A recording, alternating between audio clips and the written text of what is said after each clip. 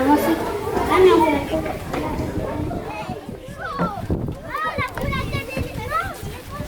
Alors bonjour, je suis Patrick Dexon, donc je suis explorateur, navigateur et je suis le fondateur des ONG Expédition 7e Continent.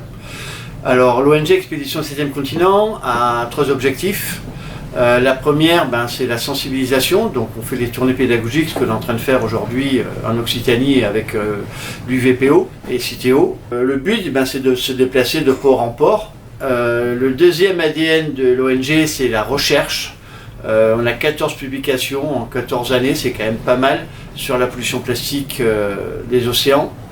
Et le troisième volet, c'est intervenir au niveau politique.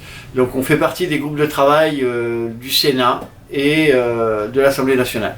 J'ai fondé cette ONG il y a maintenant presque 14 ans. C'est suite à ma traversée de l'Atlantique à la rame, je percute un morceau de plastique et ma curiosité me pousse à savoir ce que devient ce plastique dans les océans. Et donc je tombe sur un article de Courrier International qui me fait connaître ce fameux 7e continent. Donc ma curiosité m'a poussé à créer ma première expédition, où c'est là que commence le début de l'histoire. Mais est-ce que tous les voiliers ont le même nombre de mâts que nous? Non. Pourquoi le nôtre il est un peu particulier alors? Parce qu'il est grand et du coup il y a aussi Alors, nous en fait on a 2 mâts. Et les voiliers qui ont 2 mâts comme le nôtre, on appelle ça des goélettes. L'idée de créer des tournées de sensibilisation et pédagogique est née assez rapidement parce que je me suis vite aperçu quand je suis revenu de ma première mission que les gens ne connaissaient pas cette problématique de 7e continent.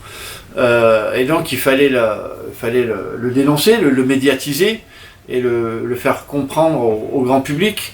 Donc on a commencé à vulgariser les travaux scientifiques qu'on avait pour le grand public, pour qu'ils comprennent que cette pollution elle est sournoise parce qu'elle ne se voit pas forcément et malheureusement le plastique il est partout.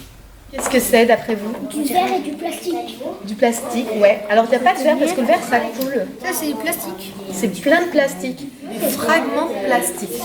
Ça, c'est ce qu'on aurait récupéré par exemple sur la plage. Une fois dans la mer, ça se dégrade, ça se fragmente avec le soleil, les vagues, et ça devient si petit que ça fait presque penser à des cristaux de sel. Touchez pas.